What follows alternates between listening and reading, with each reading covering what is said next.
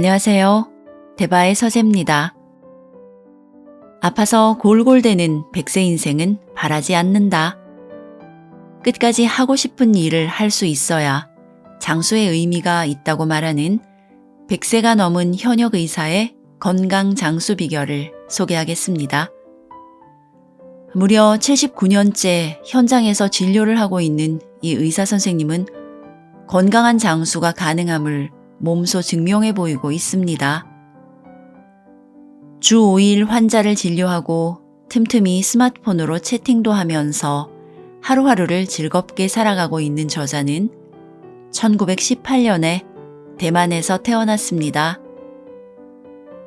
초등학교를 졸업하고 일본으로 건너가 1943년 쇼와 의학전문학교를 졸업하고 내과 의사가 되었습니다.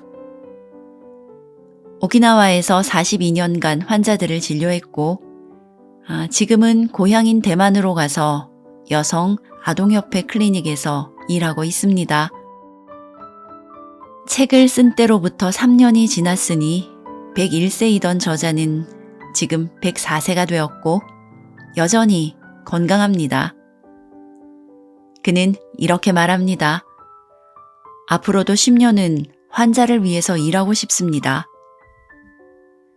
무슨 꿈 같은 이야기인가 싶은 사람도 있겠지만 이 건강한 의사는 앞으로 10년은 버티자는 생각을 오래전부터 매일 아침마다 새롭게 하고 있다고 합니다. 이 책에서 소개하는 건강법은 전부 간단하고 돈이 들지 않는 것들이라 그대로 따라하면 누구나 건강하게 장수할 수 있다고 말하는 저자는 다만 이를 잠깐 실천하느냐, 100일, 1000일 지속하여 습관화하느냐의 차이가 있을 뿐이라고 합니다. 은퇴를 모르는 장수 의사의 45가지 건강습관. 나는 101세 현역 의사입니다. 지은이 다나카 요시오, 옮기니 홍성민, 펴낸 곳은 한국경제신문입니다. 건강하게 오래 살기 위해서는 좋은 습관을 얼마나 오래 지속하느냐가 중요합니다. 누구나 120세까지 건강하게 살 수 있는 보편적인 생활 습관. 그 방법과 마음가짐에 대하여 제 경험을 함께 나누려고 합니다.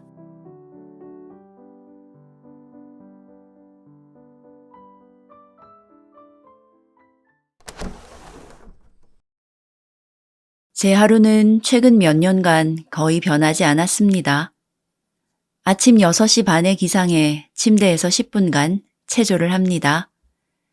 7시부터 아침 식사를 하고 8시 조금 지나면 출근을 합니다. 9시부터 진료를 시작해 12시 반에 오전 진료를 마칩니다.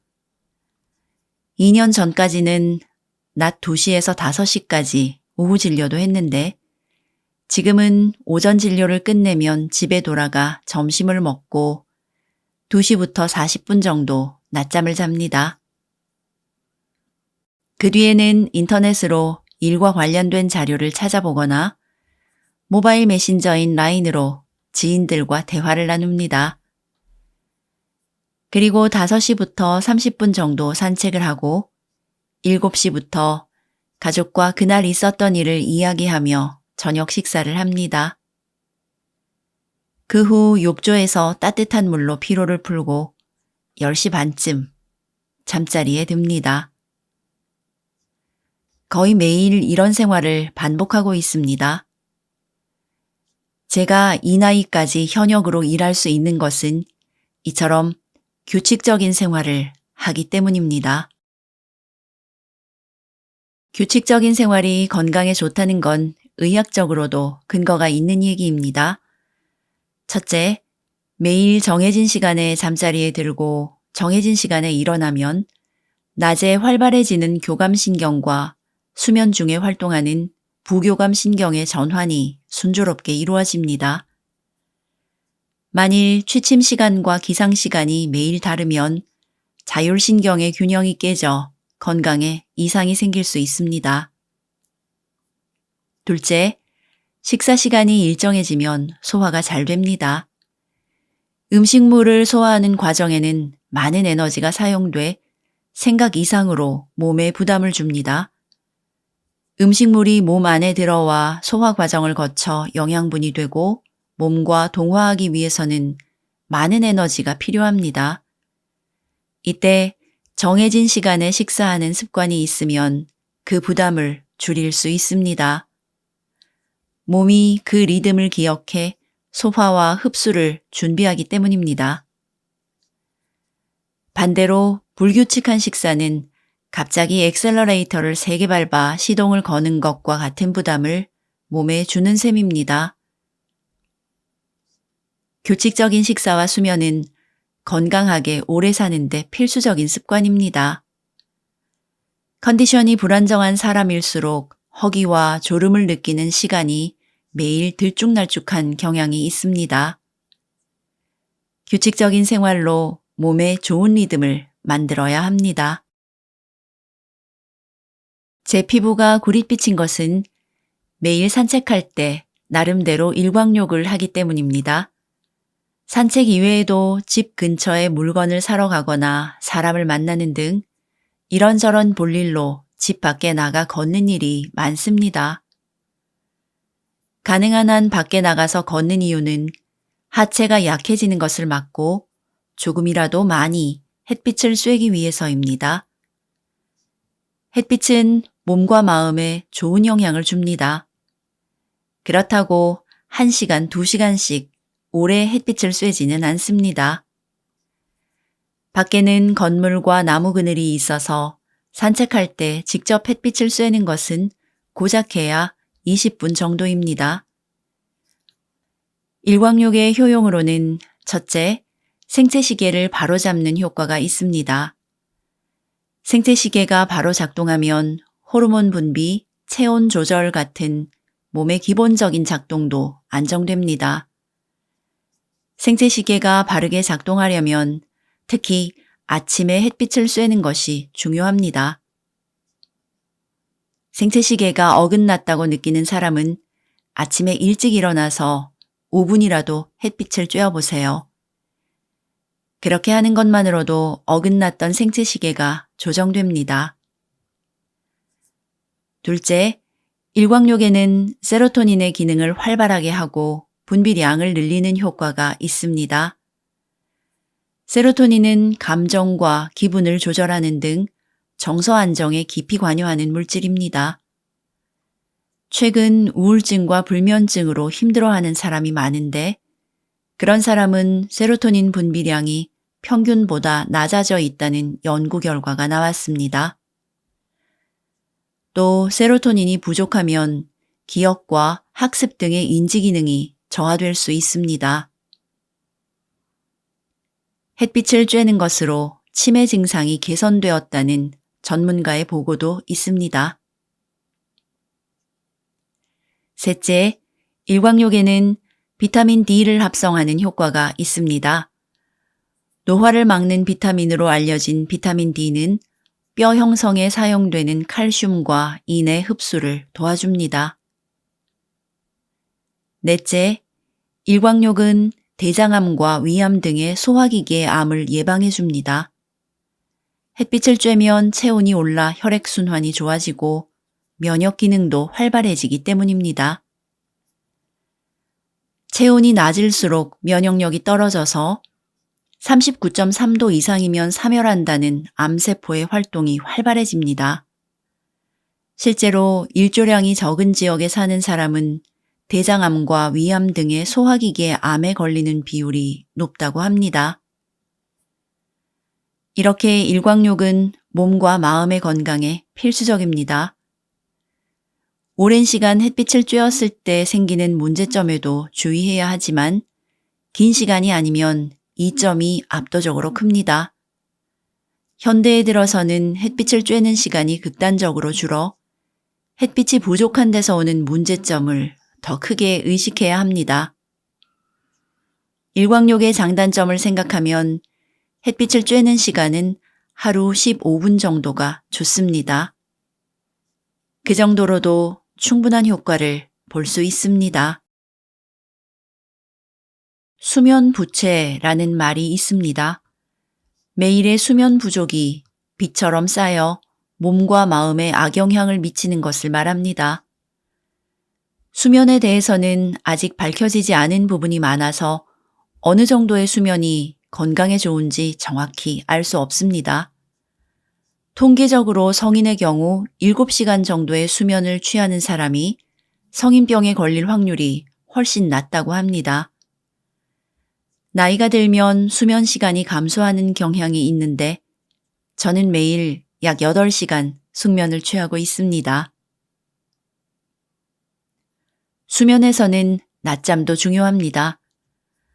낮잠은 짧은 시간이지만 몸에 휴식을 주고 기분을 전환해 준다는 측면에서 야간 수면의 3배 정도 효과가 있습니다.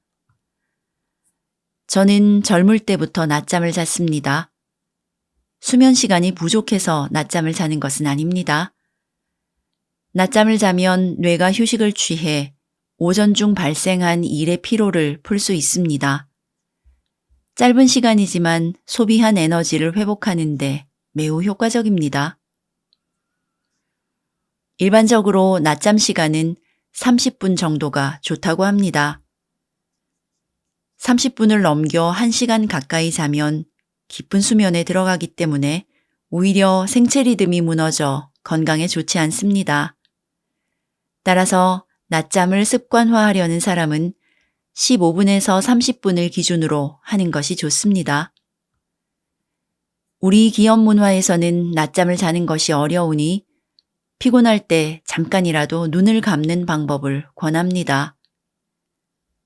눈으로 들어오는 자극과 정보를 차단하는 것만으로도 뇌가 휴식을 취할 수 있습니다. 저도 환자가 띄엄띄엄 있을 때는 진찰실 의자에 앉아 팔짱을 끼고 잠시 눈을 붙입니다. 피곤할 때는 1, 2분이라도 눈을 붙이면 기분이 달라집니다. 낮잠은 피로를 푸는 것 외에 혈압을 떨어뜨리는 효과도 있어서 고혈압 예방에 도움이 됩니다. 균형은 생활 방식과 일을 비롯해 모든 것에서 중요한데 건강을 지키는 데에도 예외는 아닙니다. 건강을 위해서는 운동도 적당히 하는 것이 좋습니다. 운동이 몸에 좋다고 해서 무리하면 다칠 수 있고 피로가 쌓여 다른 병의 원인이 될 수 있습니다. 운동선수는 늘 몸을 단련하니까 건강할 거라고 생각하는데 의외로 일반인에 비해 수명이 짧습니다. 지나치게 운동을 많이 하기 때문입니다. 오랜 시간 과격한 운동을 하면 체내 산소량이 증가하고 그로 인해 활성산소의 비율이 높아집니다. 체내에 침입하는 바이러스와 세균을 공격하는 것이 활성산소의 본래 역할인데 활성산소가 필요 이상 증가하면 세포를 산화시킵니다.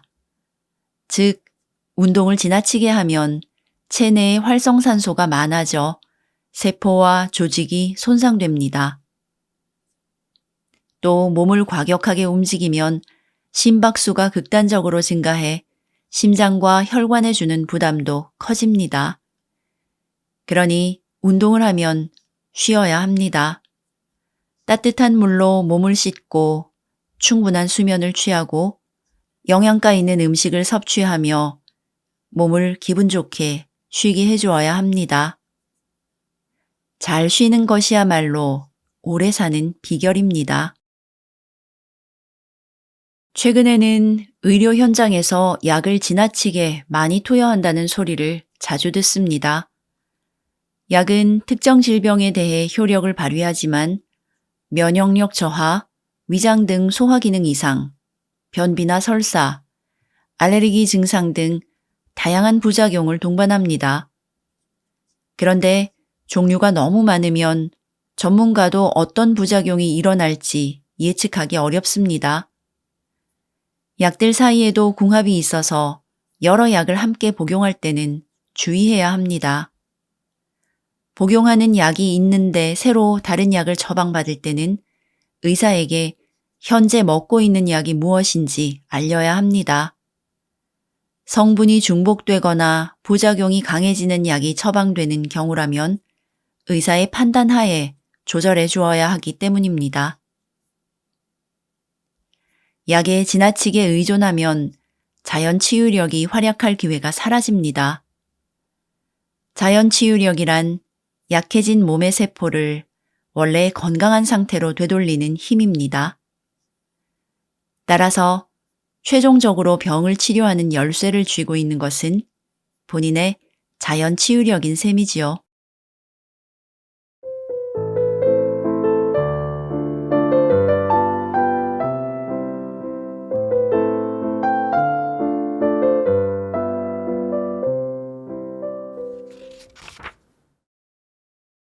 vegetable first라는 말이 있습니다.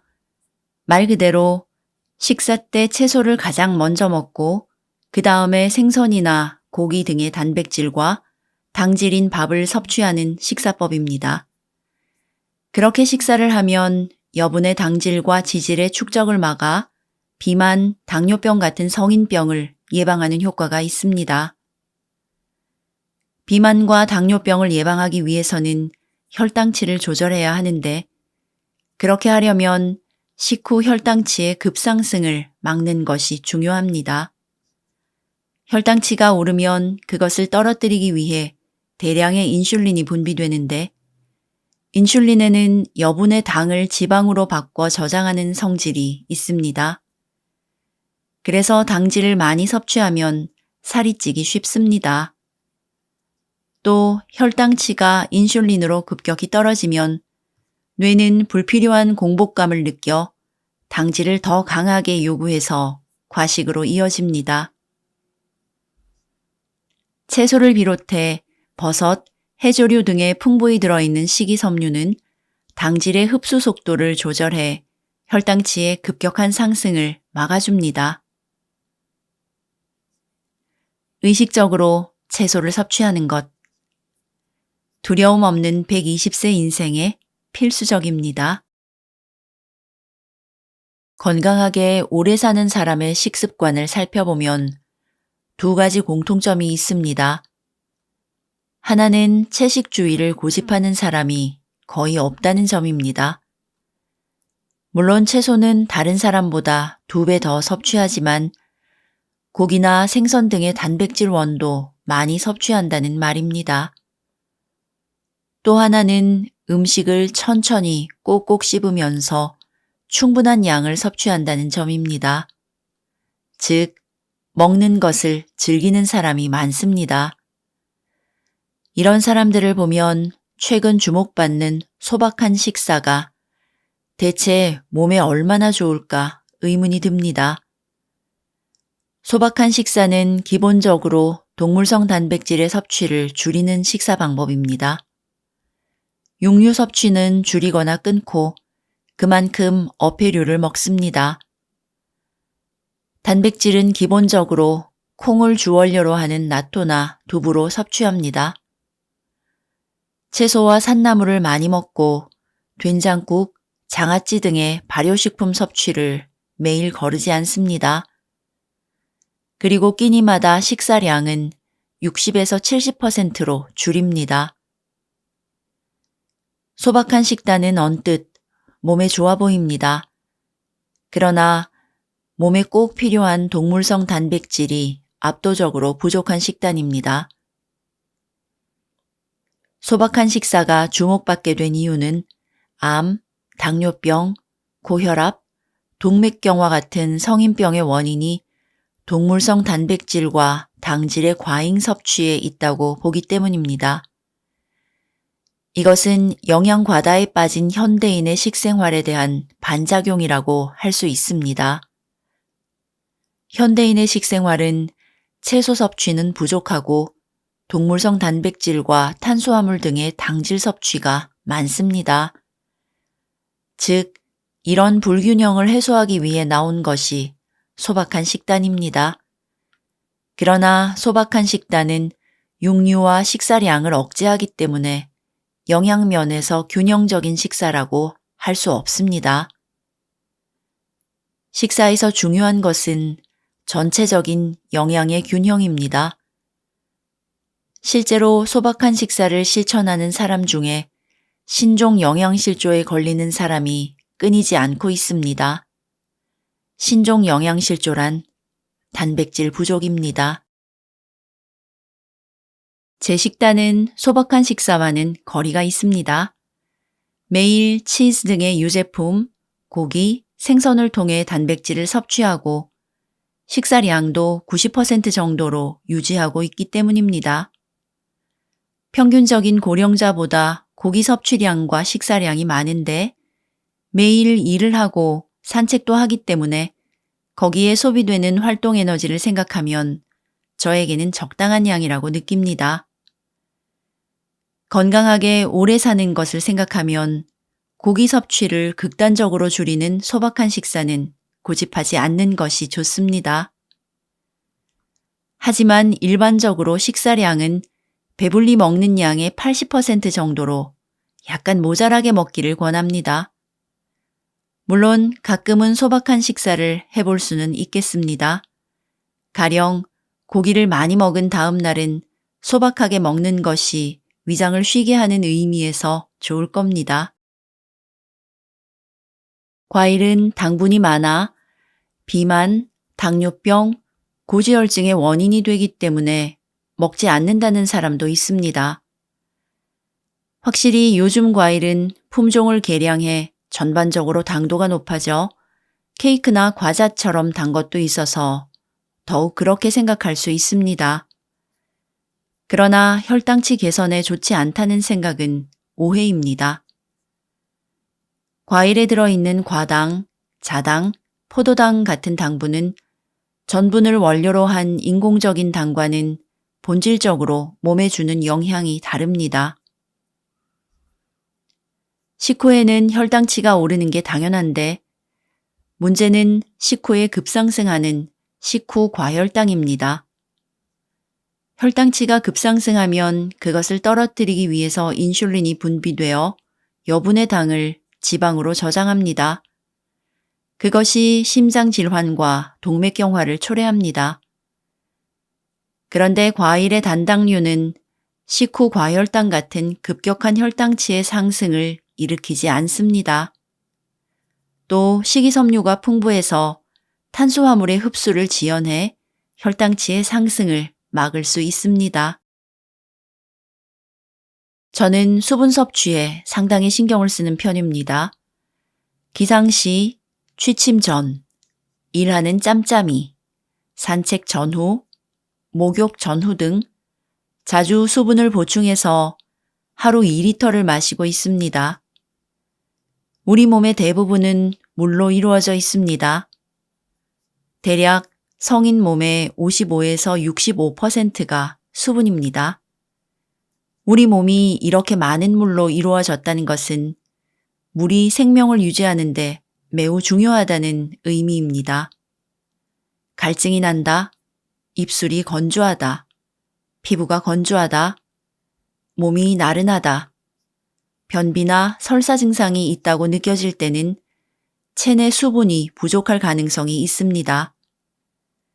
그렇다고 한 번에 많은 물을 마시면 체내의 염분 농도가 단번에 낮아져 몸의 컨디션이 무너질 수 있으니 수분 보충은 조금씩 자주 하는 것이 좋습니다. 세상에는 다양한 건강법이 넘쳐나지만 모든 사람에게 효과가 있는 보편적인 건강법 같은 건 없습니다. 똑같은 건강법도 나이나 몸의 조건, 컨디션에 따라 효과가 다르거나 반대로 나쁜 영향을 주기도 합니다. 최근 유행하는 당질을 제한하는 식사법도 그런 건강법 중 하나입니다. 건강하게 체중을 줄일 수 있다고 해서 실천하는 사람이 많습니다. 즉, 당질을 제한하기 위해 탄수화물이 많은 밥과 빵 등의 주식을 제외하고 반찬만 먹는 방법입니다. 그렇다면 당질을 제한하면 진짜 건강하게 체중을 조절할 수 있을까요? 몸을 움직이는 에너지의 절반 이상은 당질에서 만들어지므로 당질이 줄면 에너지가 부족해집니다. 그럼 우리 몸은 지방을 분해해 에너지를 보충하려 하고 결과적으로 체중이 감소합니다. 또 식후에 혈당치가 오르면 인슐린이 분비되어 혈당치를 떨어뜨리려고 하는데 인슐린은 여분의 당을 지방으로 바꿔 저장합니다. 즉, 당질 섭취량을 억제하면 인슐린 분비가 감소해서 쉽게 살이 찌지 않습니다. 제 주변에도 비만과 당뇨 예방이 된다며 당질 제한식에 열심인 사람이 간혹 있습니다. 그러나 그런 사람들은 당질 섭취량을 지나치게 제한하다 보니 쉽게 지친다, 근력이 떨어져 힘이 없다는 소리를 자주 합니다. 고령이 될수록 그런 경향이 강합니다. 체내에 당이 부족하면 우리 몸은 근육을 분해해 아미노산을 당으로 바꿉니다. 근육이 줄어들어 기초대사가 떨어지니 쉽게 지치는 건 당연합니다. 이런 위험을 고려하면 20, 30대가 식사에서 당질을 다소 제한하는 정도라면 몰라도 40대 이상의 중장년과 고령자가 당질을 제한하는 건 건강을 해치는 일이 될 수 있습니다. 건강하게 오래 사는 고령자 가운데 주식을 거의 먹지 않고 반찬만 먹는 사람이 있다는 얘기는 들은 적이 없습니다.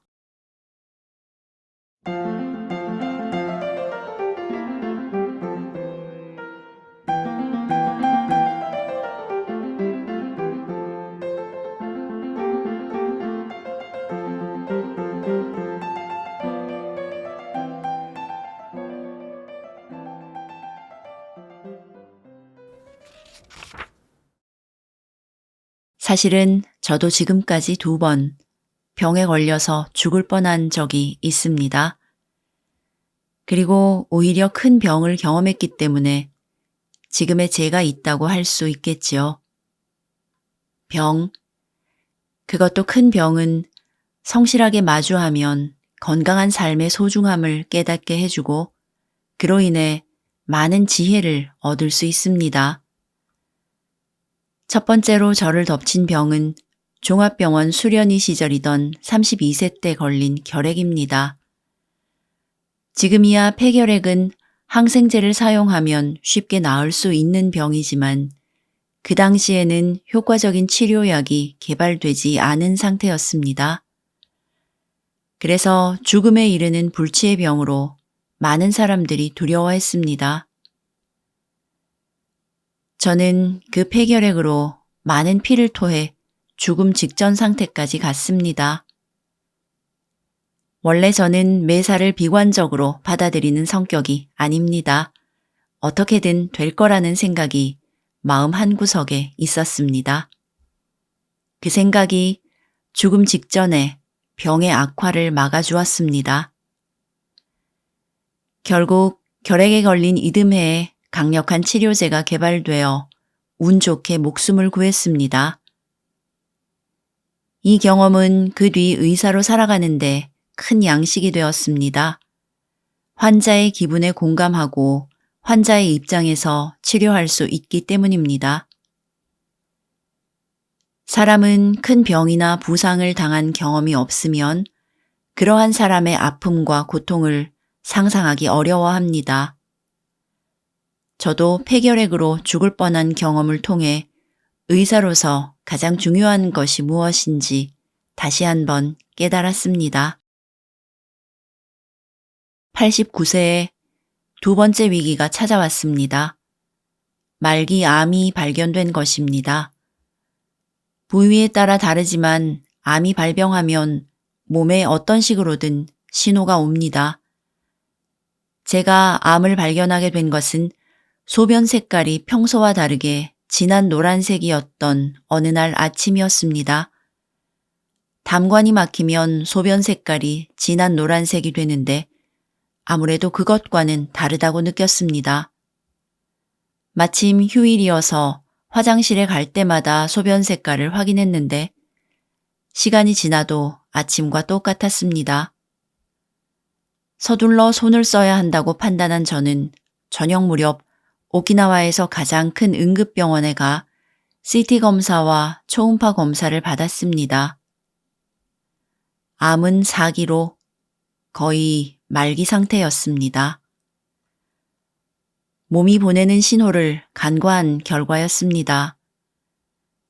사실은 암이 발견되기 1년 전쯤부터 간 기능 수치에 이상이 있었는데 별 의심 없이 전립선 비대증 약을 먹기 때문일 거라고 생각했습니다. 이때 정밀 검사를 받았으면 상황은 달라졌을 겁니다.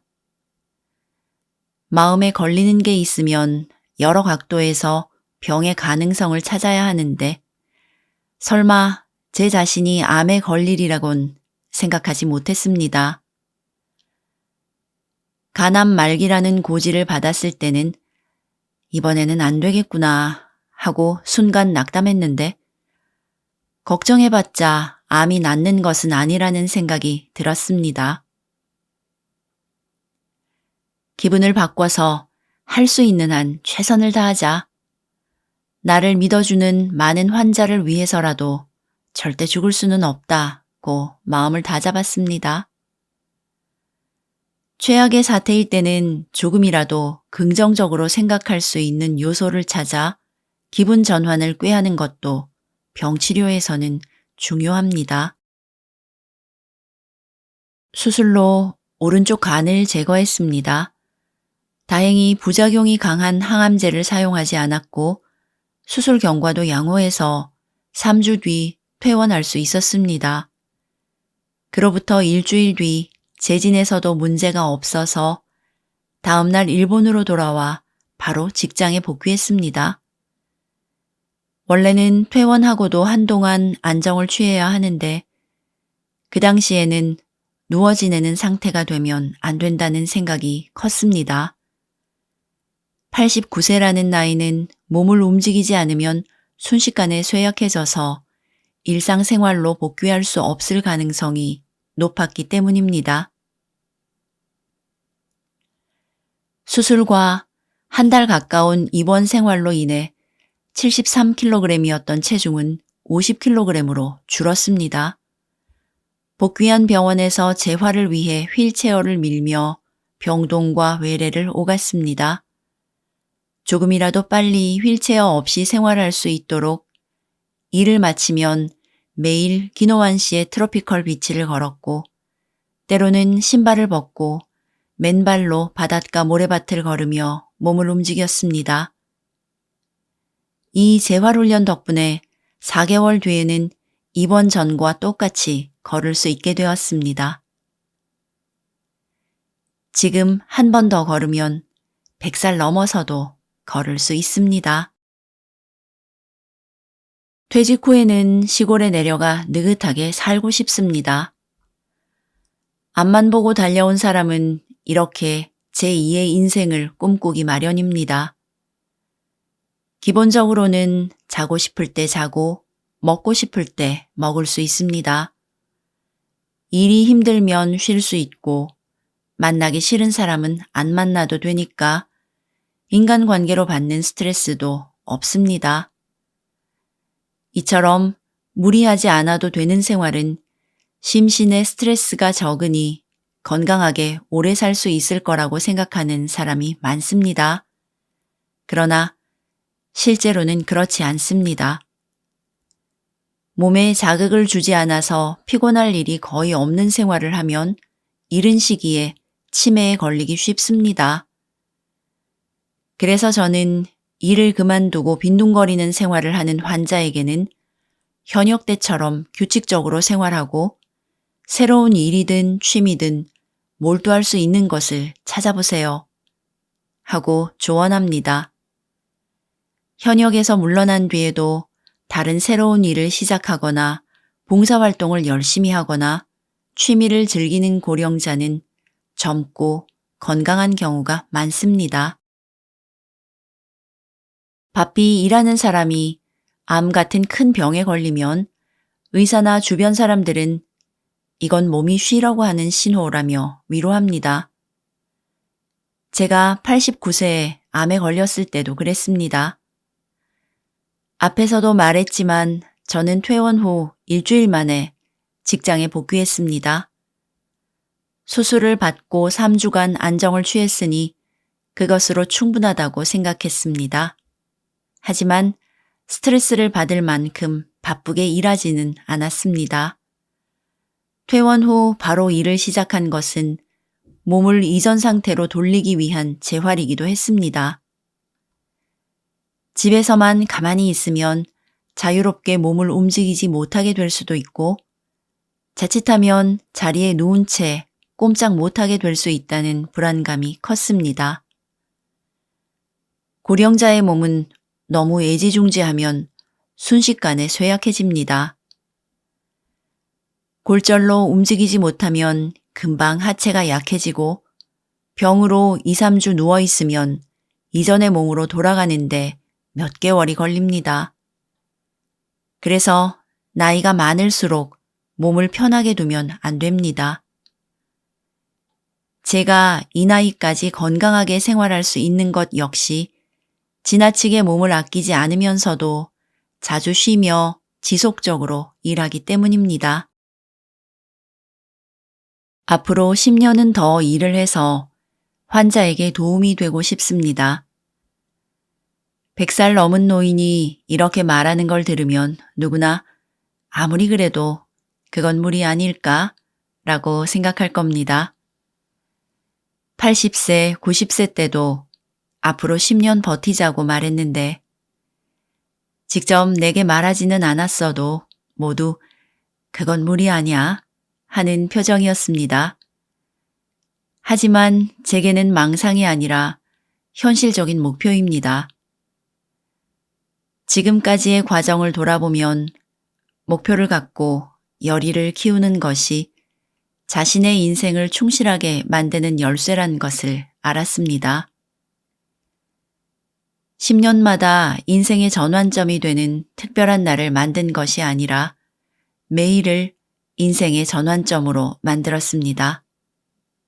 매일 오늘부터 10년 더 일해서 사람들에게 도움이 되자는 생각을 지속적으로 갱신하는 것입니다. 좋은 인생을 살기 위해서는 목표가 필요합니다. 목표는 구체적인 것이 좋습니다. 꿈을 갖는 것은 좋지만 꿈으로만 남겨두면 현실에서 쉽게 행동이 따르지 않습니다. 따라서 꿈을 가질 때는 동시에 그 꿈에 다가가기 위한 구체적인 목표를 세워야 합니다. 인간은 많은 불안을 안고 살아갑니다. 그중 가장 큰 것이 죽음에 대한 불안이 아닐까요? 저는 의사 입장에서 많은 사람의 죽음을 봐왔습니다. 그러나 아무리 많은 죽음을 지켜봤어도 죽음이 어떤 것인지 모릅니다. 당연한 말이지만 살아있는 동안에는 죽음은 존재하지 않습니다. 그래서 죽기 전까지 살 뿐입니다. 그게 전부입니다. 희망과 보람을 갖고 매일 최선을 다해서 삽니다. 그 끝에 죽음이 있지만 저에게 중요한 것은 매일이라는 시간을 충실히 보내는 것입니다. 살다 보면 누구나 여러 가지 문제에 부딪힙니다. 그 중에는 자신의 힘으로 극복할 수 있을까 걱정되는 어려운 일도 있습니다. 그런 때는 어떻게 해야 할까요? 자신이 할 수 있는 일에 최선을 다하고 나머지는 하늘에 맡겨야 합니다. 저는 항상 그렇게 해왔습니다. 인생의 벽에 부딪혔을 때 냉정함을 잃으면 바르게 생각하고 행동할 수 없습니다. 자신이 할 수 있는 일과 할 수 없는 일을 구별하지 못해서 할 수 없는 일까지 무리하다 보면 이제 끝장이다 하고 포기해버리는 경우에 이르게 될 겁니다. 저도 지금까지 많은 문제에 부딪혔는데 그때마다 최고의 생각과 행동을 취했던 것은 아닙니다. 조금은 불안하고 믿업지 못한 면도 있었습니다. 그래도 일이 좋은 방향으로 흘러갈 수 있었던 것은 자신의 능력 이상으로 무리하지 않고 자연의 흐름에 몸을 맡긴다는 자세가 있었기 때문입니다. 2번의 큰 병을 경험했을 때도 그랬습니다. 꼭 낫고 싶었지만 혹시 죽을지도 모른다는 생각도 했습니다. 다만 최선을 다하면 어떤 운명이 될지는 하늘이 정할 거라고 각오했기에 투병 생활을 평온한 마음으로 보낼 수 있었습니다.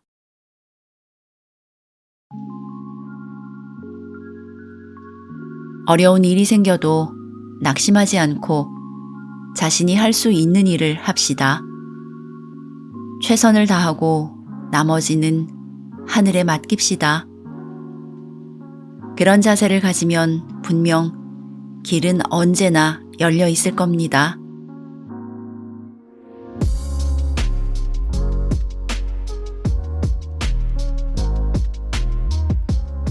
하루 10분간 체조를 하느냐 하지 않느냐의 차이. 채소 100g을 먹느냐 먹지 않느냐의 차이는 하루라는 단위로 보면 크지 않습니다. 그러나 10년간 지속하면 그 차이는 엄청나게 벌어집니다.